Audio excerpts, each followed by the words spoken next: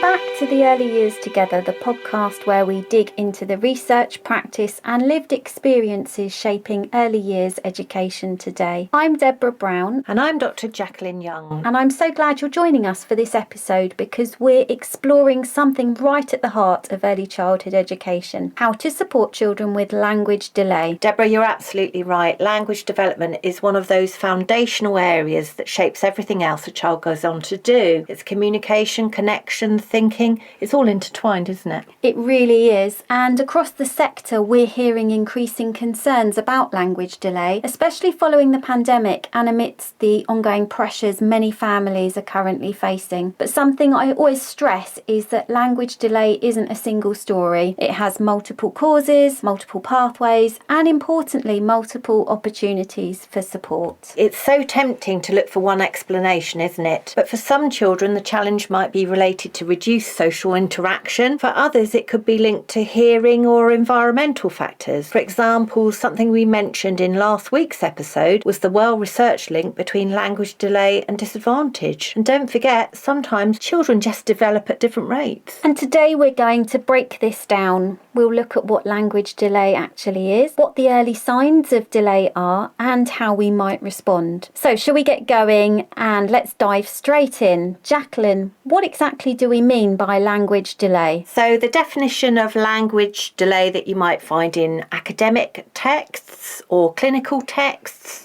things like the Catalyze study by Beauchamp et al. 2017, talks about language delay as a slower development of language skills than you would expect at any given age. That can affect receptive language, that means the child's ability to understand language that's being spoken to them, or expressive language, that's the child's own ability to use words. And the key there is that the child is behind where you'd expect them to be, but still actually progressing. So what you're saying there, Jacqueline, is that the child's development of their language skills follows the sequence, and that typical sequence. They're making the same steps, but it's just slower. It's just happening later. Yeah, a helpful analogy there would be things like learning to walk. We're all quite used to seeing that some children might walk at 10 months, some at 14 months, some at 18 months. We all know the sequence of how children, with some variety, but they typically follow very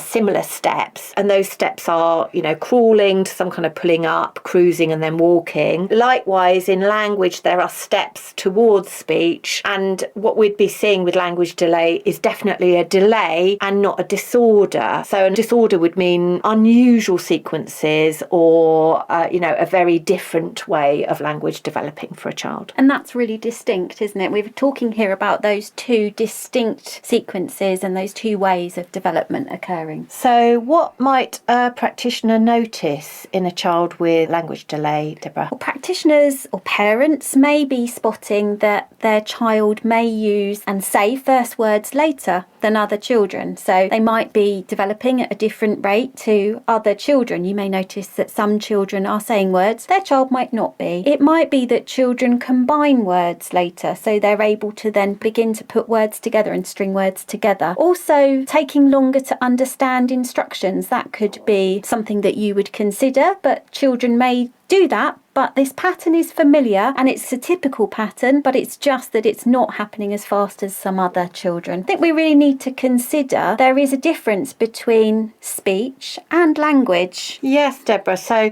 when we're talking about speech, we're talking about the sounds that children make. So it might be the clarity of the words that they're saying, their ability to pronounce certain sounds. And there are some sounds that often trip children up, like s, k, and r.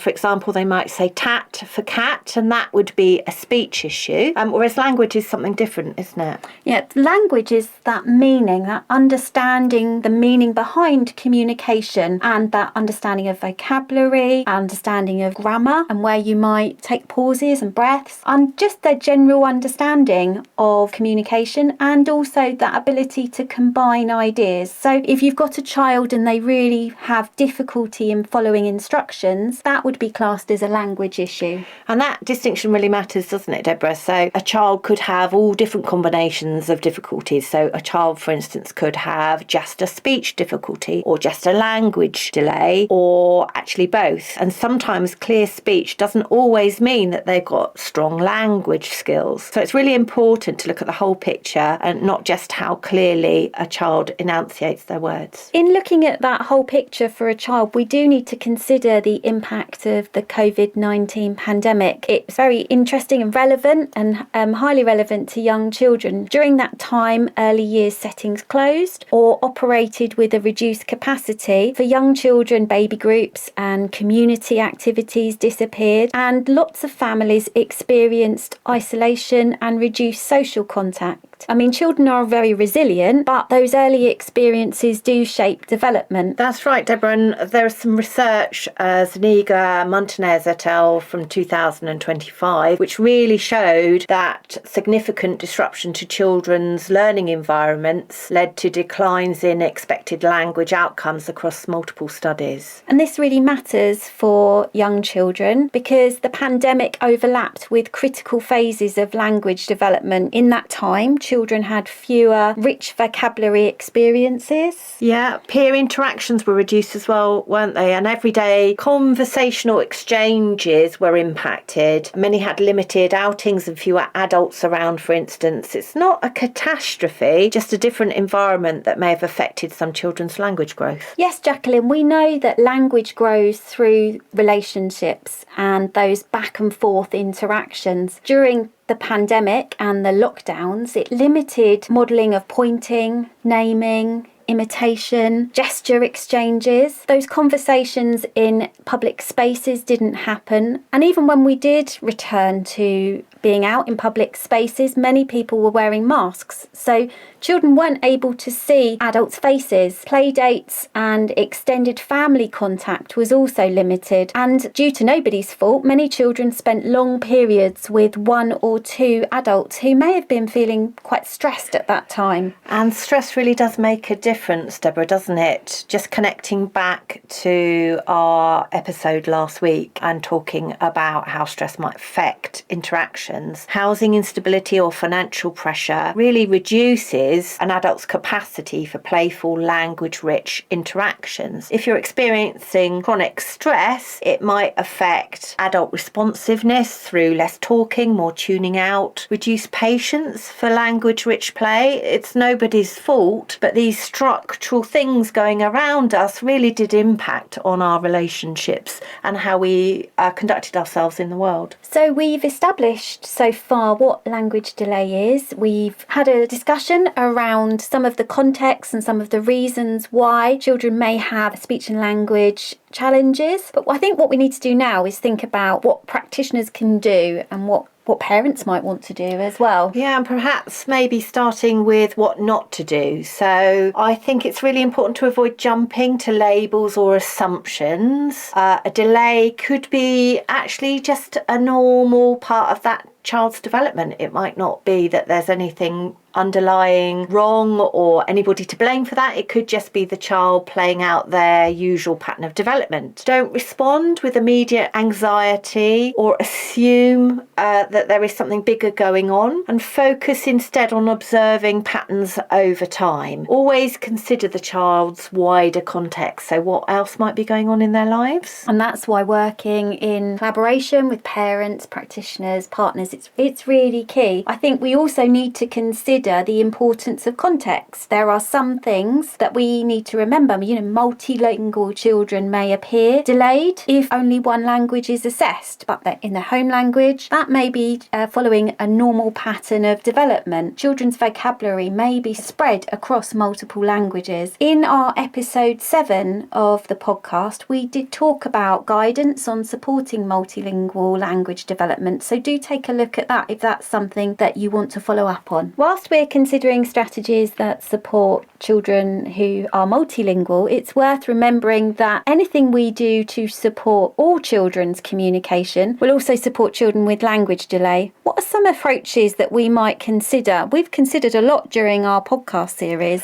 Basically, Deborah, anything that we've covered so far in the whole series would support these children. So just a sort of brief recap of some key points. Sustained shared thinking was covered in episode 2. The Shrek approach, if I can get it past my teeth, Deborah, in episode 6, which stood for sharing attention, respond, expand and conversation. Modelling language more generally. Using things like open-ended questions with children, which is episode 4 of this podcast series. And giving children extended time to respond, so allowing silence and those quiet moments. Yeah, that opportunity to observe, wait and listen. OWL, as we talk about with practitioners. We also need to remember the value of the document we've talked about in this series, Every Child a Talker, or ECAT.